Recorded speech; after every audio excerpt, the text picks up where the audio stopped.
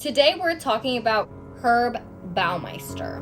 Baumeister is an American businessman turned serial killer. He may have killed upwards of 20 people. He had a thing for the strange, and he even liked mannequins.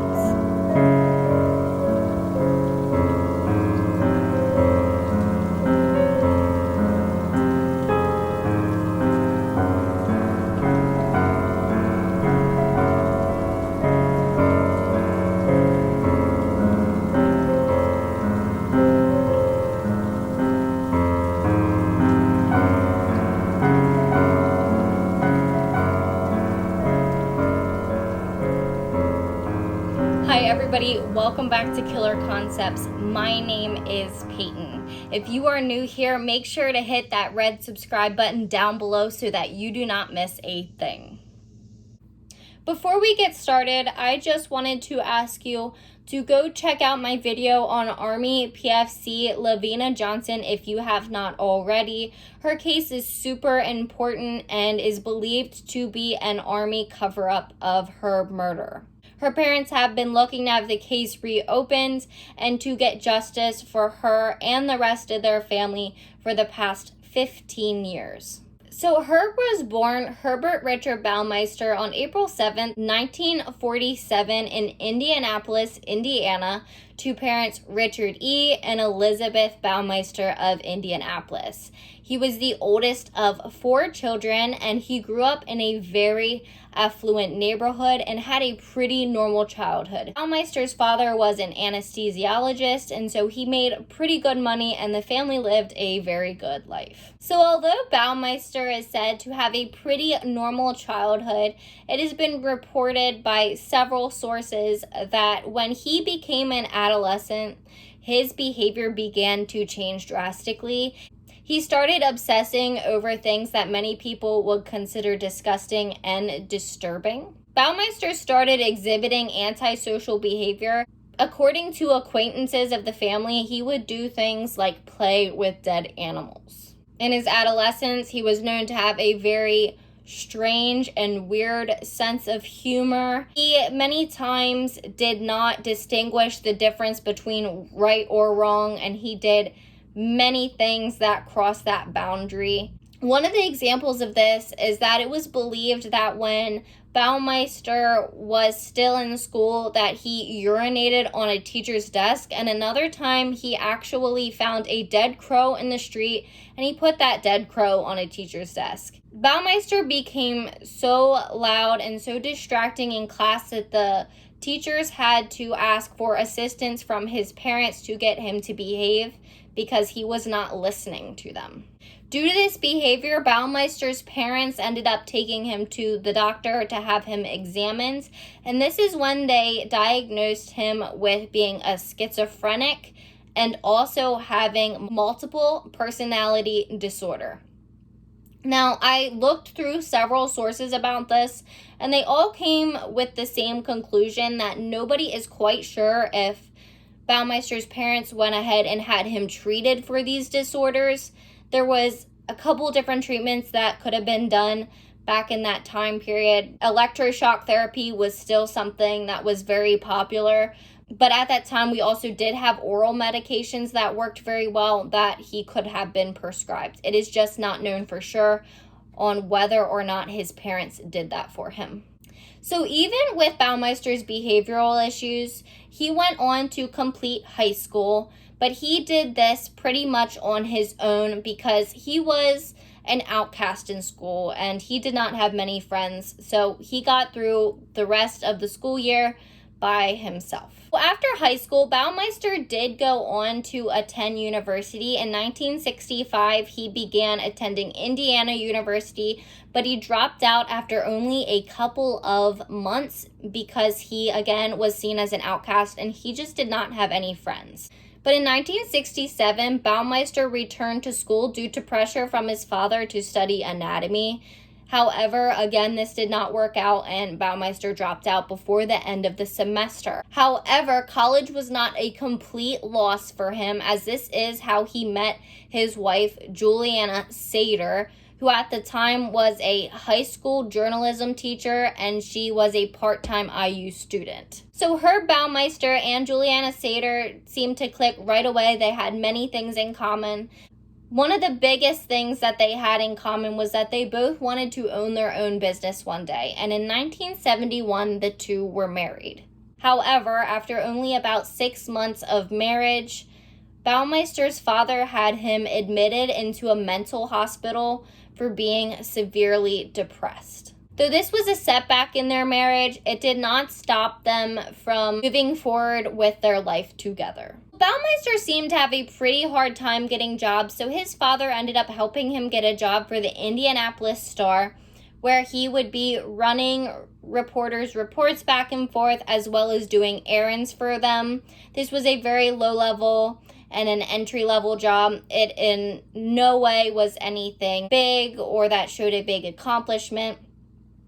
Herb wanted some kind of recognition, and he just did not like that he was at the bottom of the totem pole there, so that job did not last for long before he decided to quit. I would just like to mention that it is very ironic that Baumeister worked for the Indianapolis Star, because I have seen several articles by the Indy Star regarding Baumeister's killings. So once Baumeister left the Indianapolis Star, he eventually began working for the Bureau of Motor Vehicles in Indiana, also known as the BMV.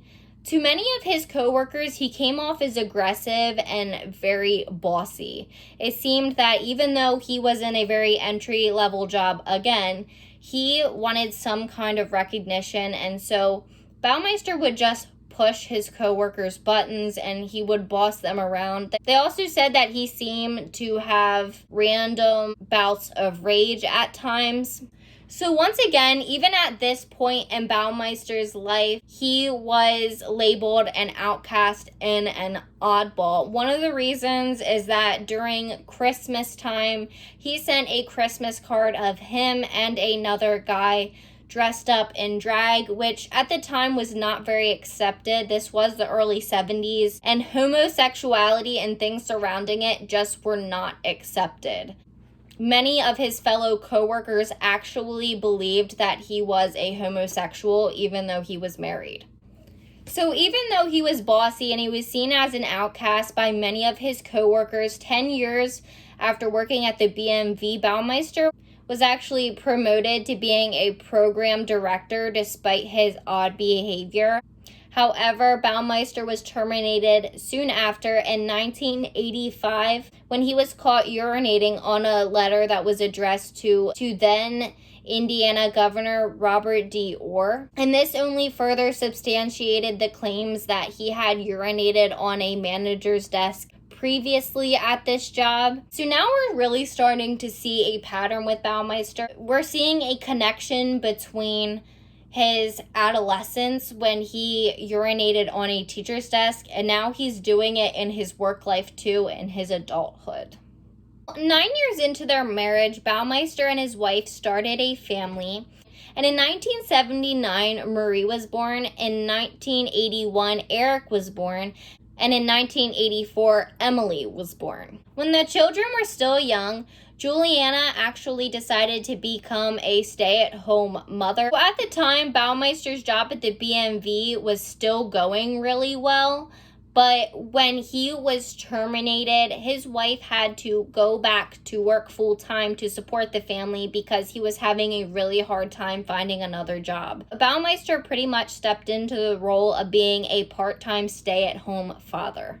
Now, in all reports, Baumeister was said to be a very loving and caring father to his kids. He did a lot with them, but being a stay-at-home father gave him too much time on his hands, and he actually started drinking, and he developed a drinking problem. Baumeister would drink and attend gay bars, and in 1985, Baumeister was arrested for drinking and driving, which resulted in a hit-and-run incident.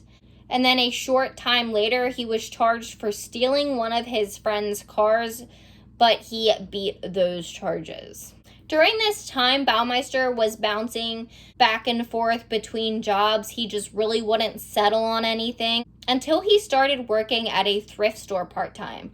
At first, he did not really take this job seriously. He was working at a thrift store, but then he actually saw the potential to make money having a store like that. For the next 3 years, Baumeister stayed in this position so that he could learn as much about the thrifting business as he possibly could. In 1988, Baumeister borrowed $350,000 from his mother to open a thrift store called Sav-A-Lot with his wife, Juliana.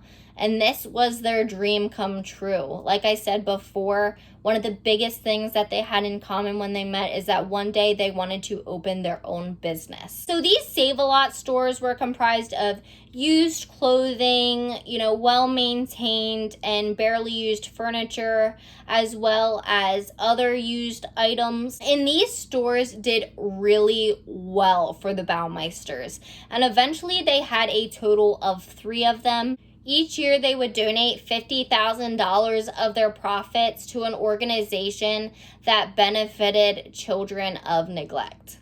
Now, while the business was going really well for a while, both Juliana and Herb worked consistently. They were working all the time at the same time as balancing their children, which does create many stresses. It was reported by some employees that Herb would just disappear throughout the day sometimes to places that nobody knew where he was going, and sometimes he would be gone for hours. Eventually, the Baumeisters' Sav-A-Lot stores started doing poorly, and their relationship began to crumble due to working so closely together. Ever since they started the Sav-A-Lot stores, Baumeister would always talk to Juliana like she was one of the employees and not an equal partner like she actually was. This did not go over well. Though she tolerated it for a while, it did cause a lot of strain on their marriage. Juliana had said that the long hours at stores and juggling that with just parenting their children like they should be caused a sort of burnout.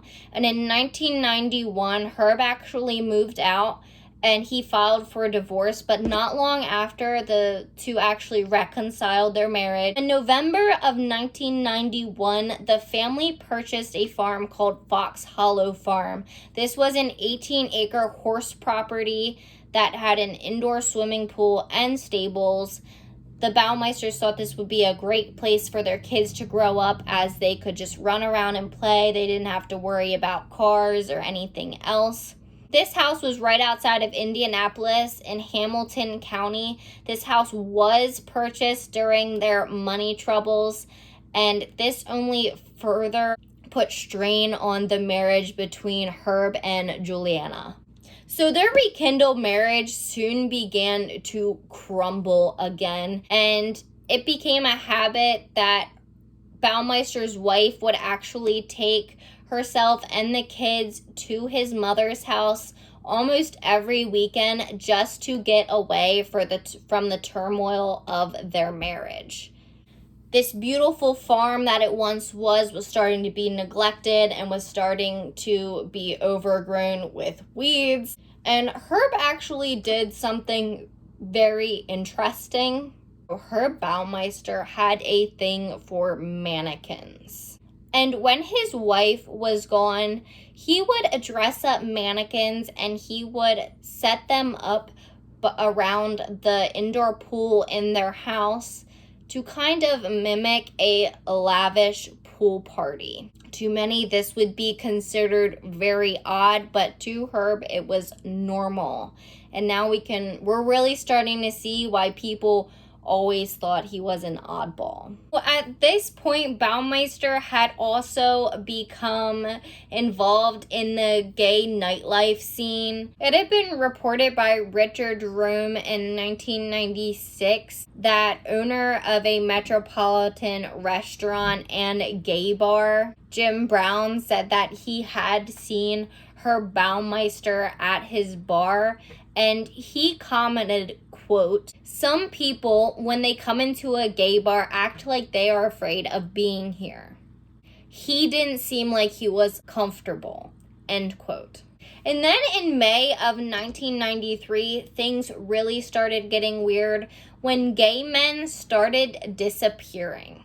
Overall, 10 men disappeared in a time span of 2 years. So police began scouring Indianapolis. They were posting flyers of the missing men. They were scouring gay bars. They were trying to find whoever was doing this to these men that were disappearing.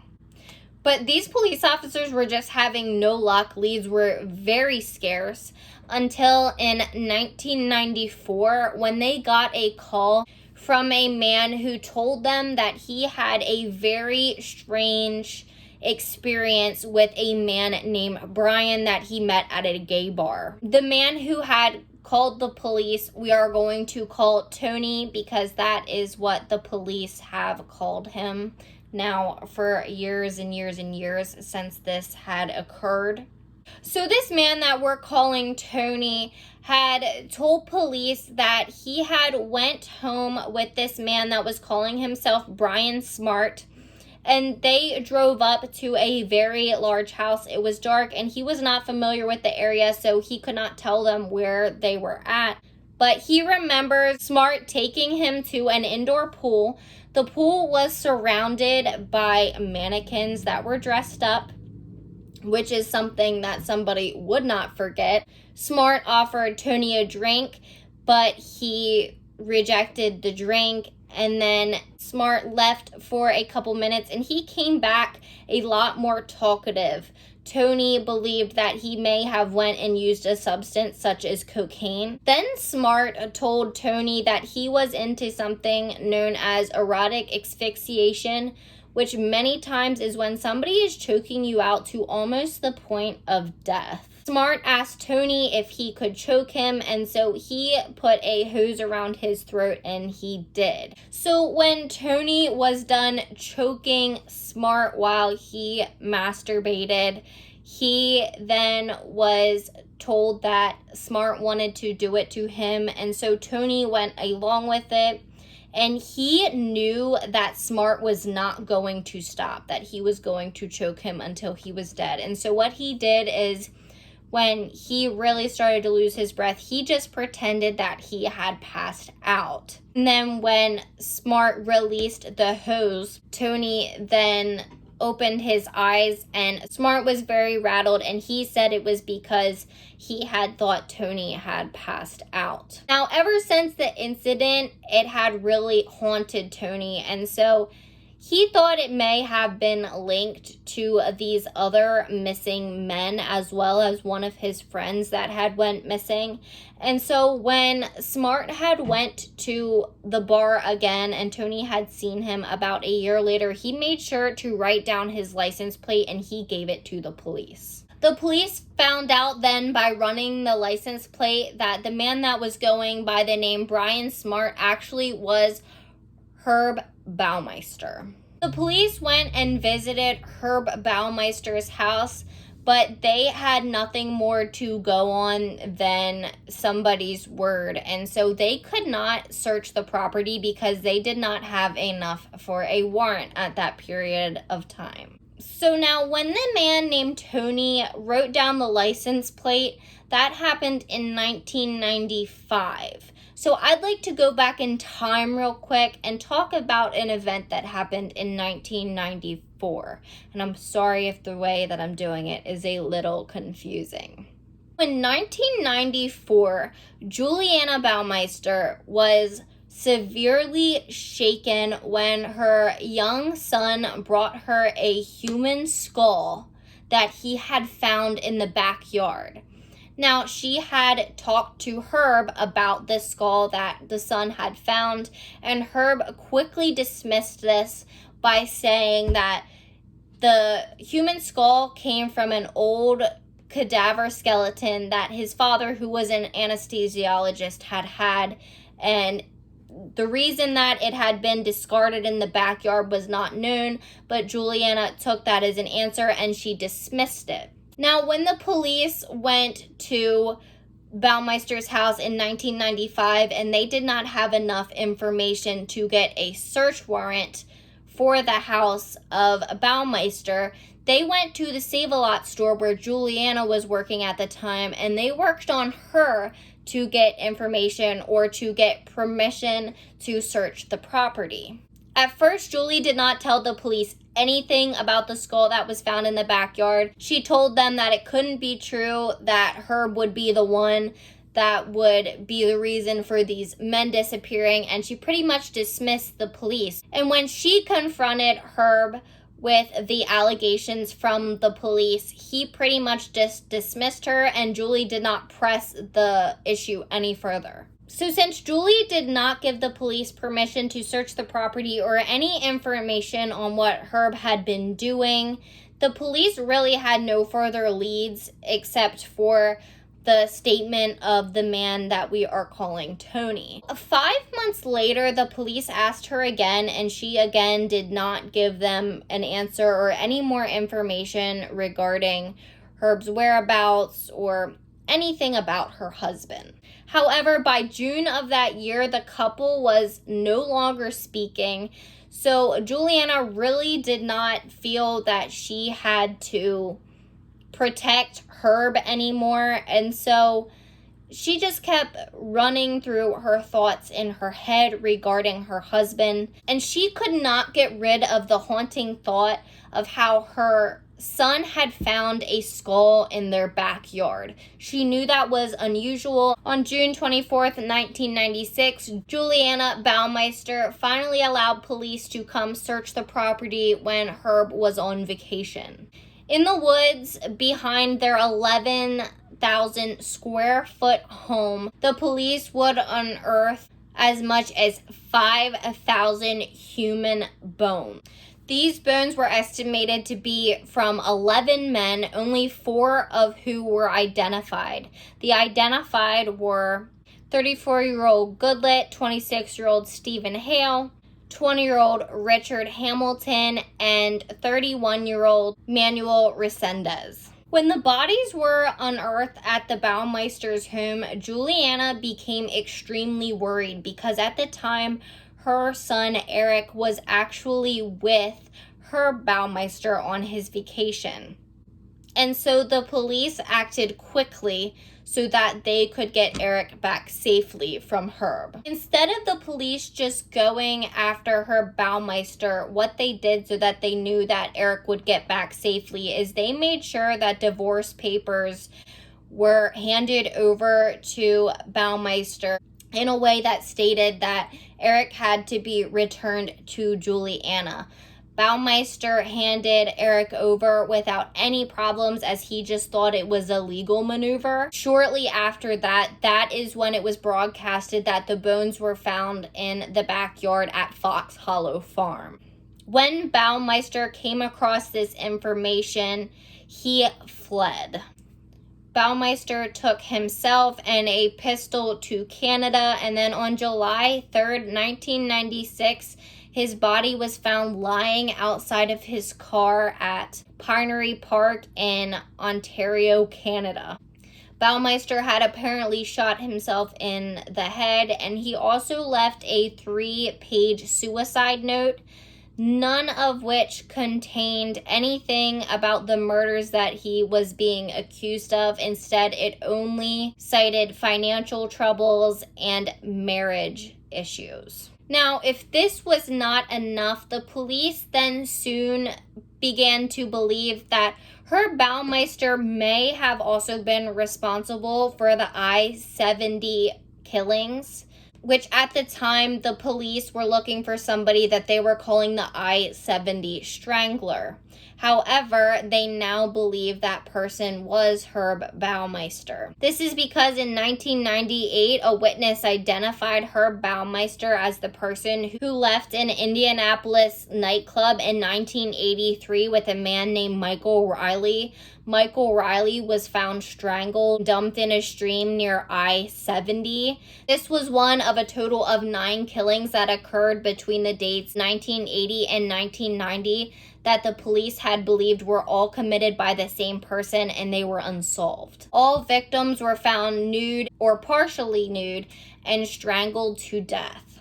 and then each victim was dumped in a shallow stream along I-70. So the connection to Michael Riley led investigators to believe that Herb Baumeister is the I-70 Strangler, which brings his total killings up to around 20 murders. Now, there's no way to 100% substantiate these claims due to Baumeister being dead. He cannot admit anything. But if he definitely is the I-70 Strangler and he has committed 11 to 20 murders, that makes him one of the most prolific serial killers in Indiana history. I just want to say that my heart goes out to every one of these victims' families. Nobody ever does anything to deserve something like this, and that is why we need to continue sharing these kind of stories so that people can try and avoid potential dangerous situations.